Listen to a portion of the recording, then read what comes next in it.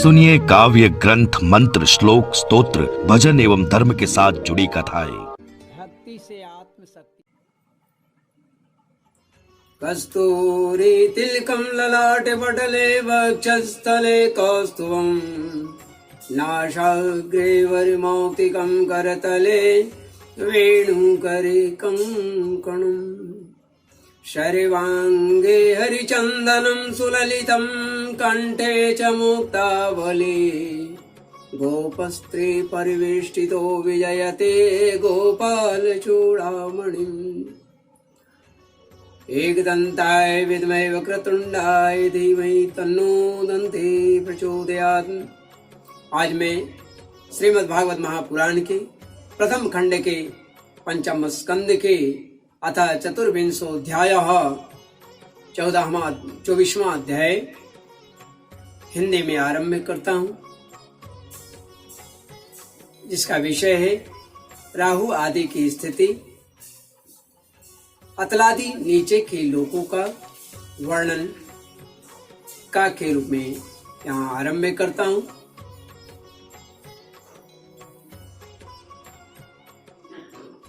सुखदेव जी कहते हैं कि परीक्षित, चूंकि निरंतर सुखदेव जी और परीक्षित की वार्ता चालू है, आप लोग को पहले बता चुके हैं कि परीक्षित कौन है।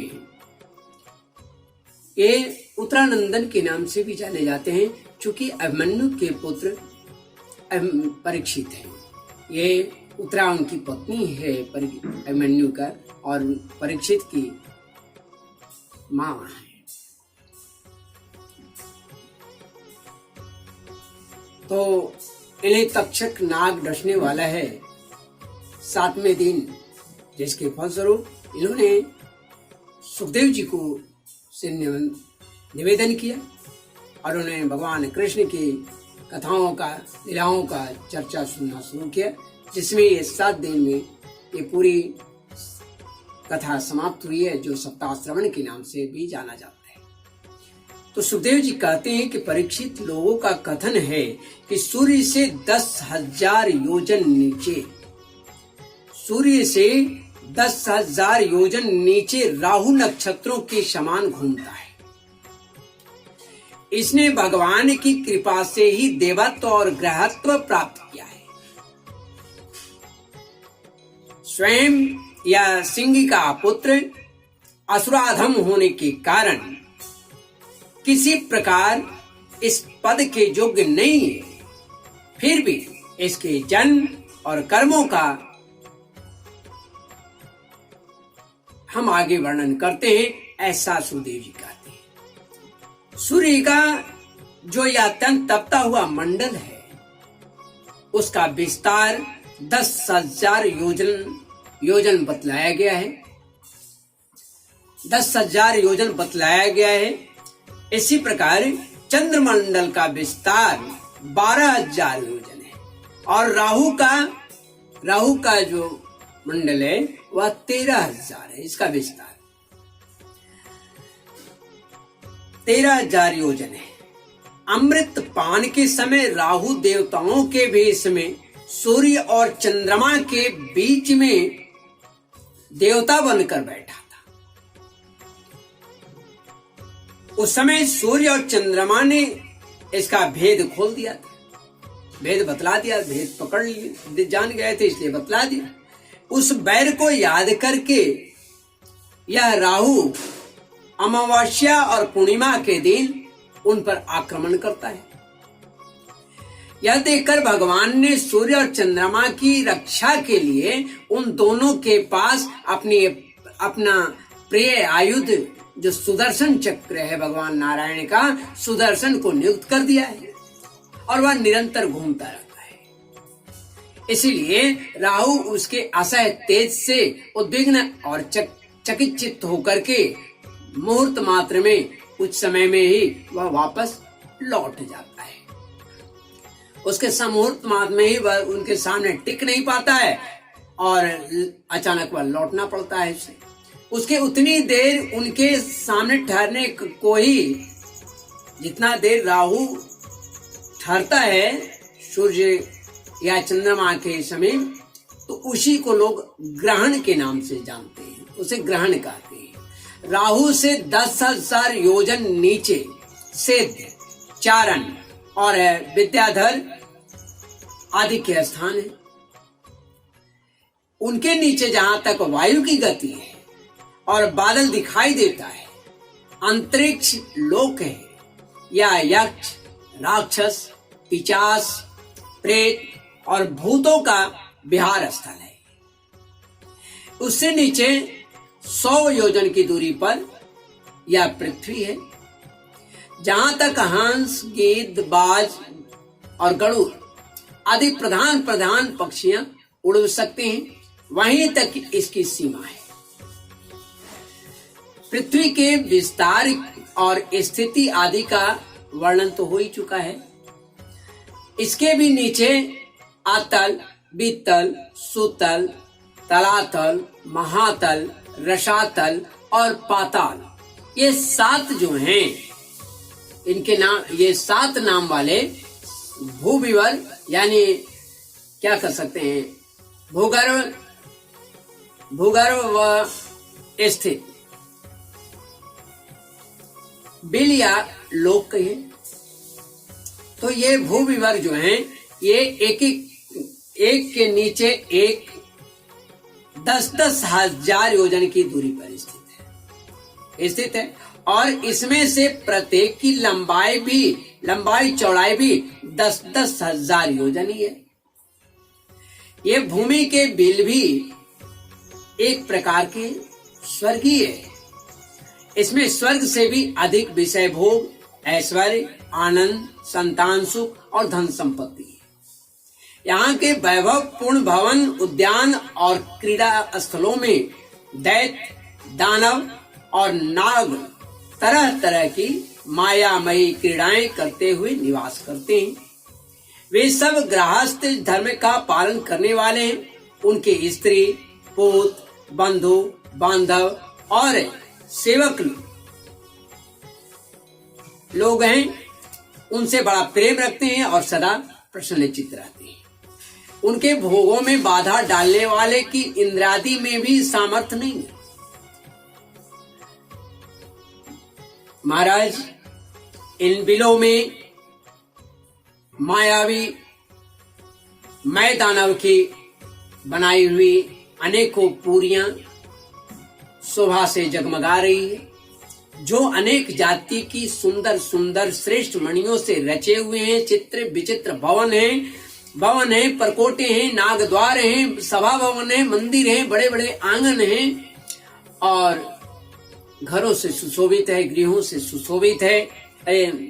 सुशोभित है तथा जिनकी कृत्रिम भूमियों यानी फर्श पर नाग और असुरों के जोड़े एवं कबूतर, तोते, मैना आदि पक्षियां किलोल करते रहते हैं। ऐसे पातालाधिपतियों के भव्य भवन उन पुरियों की शोभा बढ़ाते हैं। वहां के बगीचे भी अपनी शोभा से देवलोक के उद्यानों की शोभा को भी मात कर देता है। यानी बहुत सुंदर सुंदर इन लोगों में। उनमें अनेकों वृक्ष हैं जिनकी सुंदर डालियां, फल फूलों के गुच्छ, कोमल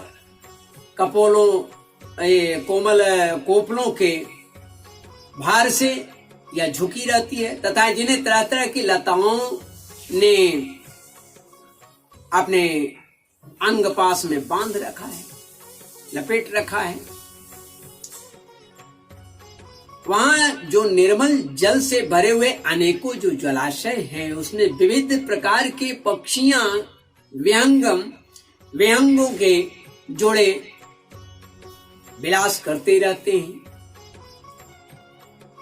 इन वृक्षों और जलाशयों के सुंदरता से वे उद्यान बड़ी शोभा पा रहे हैं। उन जलाशयों में रहने वाली जो मछलियां हैं, जब खिलवाड़ करती हैं, उछलती हैं, तब उनका जल जो है हिलता डुलता है। साथ ही जल के ऊपर उगे हुए कमल, कुमुद, कुवलय, कहलार, नील कमल, लाल कमल और शतपत्र कमल आदि के समुदाय जो हैं वे मछलियों के किलोल से हिलने लगते हैं। उन कमलों के वनों में रहने वाले पक्षी अविराम क्रीड़ा कौतुक करते रहते हैं, बिना रुके क्रीड़ा करते रहते हैं, जिनके और भांति भांति के मीठे मीठे स्वर निकालते रहते हैं, आवाज निकालते रहते हैं, जो बड़ा ही रमणीय होता है, बड़ा ही सुंदर लगता है, जिसे सुनकर मन और इंद्रियों को बड़ा ही आनंद आता है, बड़ा ही आह्लाद होता है। उस समय समस्त इंद्रियों में उत्सव छा जाता है, वहां सूर्य का प्रकाश नहीं जाता, इसलिए दिन और रात आदि काल विवाह का भी कोई खटका नहीं है, रात है कि दिन है।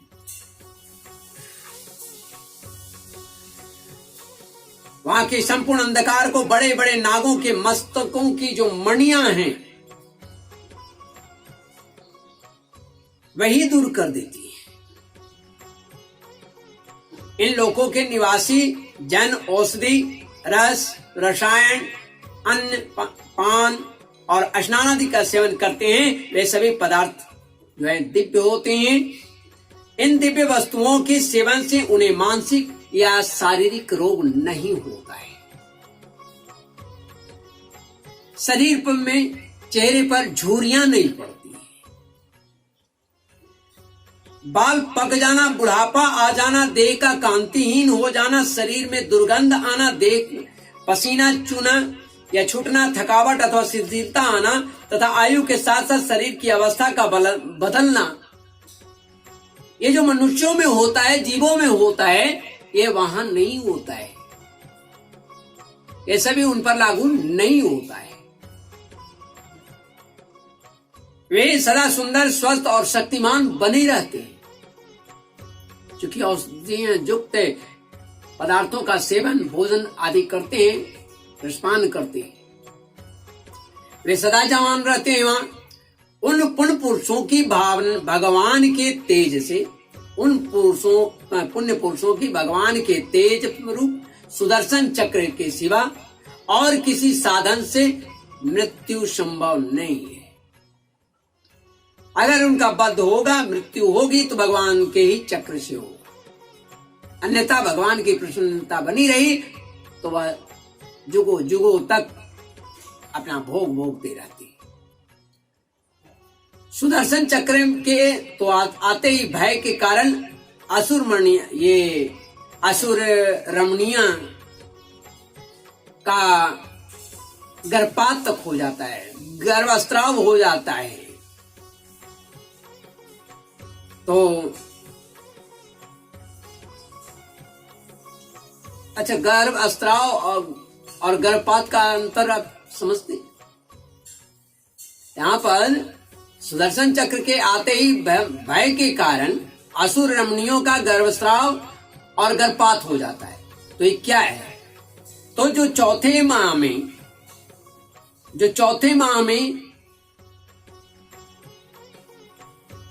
जो गर्भ बेकार होता है, उसे गर्भ जो गिर जाता है उसे गर्भस्राव कहते हैं। लेकिन जब 5वें या 6ठे मास में जब गर्भ गिरता है तो उसे गर्भपात कहते हैं, उसमें जीव होता है। तो अतल लोक में मैं दानव का पुत्र, अतल लोक में मैं दानव का पुत्र असुर बल रहता है। उसके 96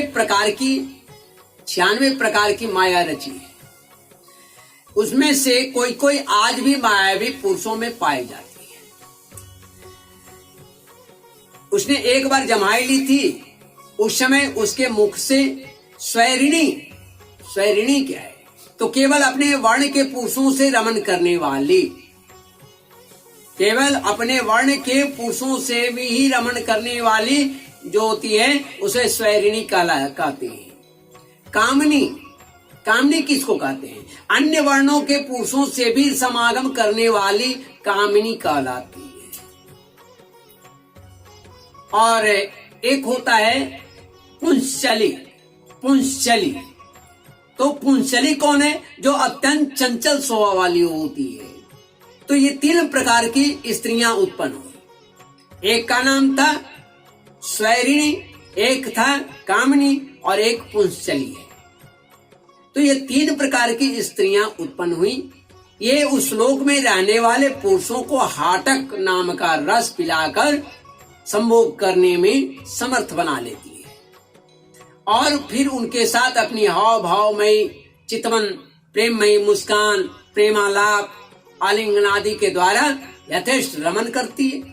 उस हाटक रस को पीकर मनुष्य जो है मदान्ध हो जाता है और अपने को 10,000 हाथियों के समान बलवान समझकर मैं ईश्वर हूं, मैं ही सिद्ध हूं, हम ब्रह्मास्मि, इस प्रकार बढ़ बढ़कर बातें करने लगता है और यही उसका पतन का कारण हो जाता है। श्रीमद् भागवत महापुराण के प्रथम खंड के 5वें स्कंद के अतः 4विंशो अध्याय राहु आदि की स्थिति आदि नीचे के लोगों का वर्णन हिंदी में यहाँ पर का के रूप में समाप्त होता है। श्रीमन्नारायण नारायण नारायण, गोविंद नारायण नारायण नारायण, माधव नारायण नारायण नारायण, श्रीमन्नारायण नारायण, सबके प्यारे राज दुलारे श्रीमन्नारायण नारायण नारायण,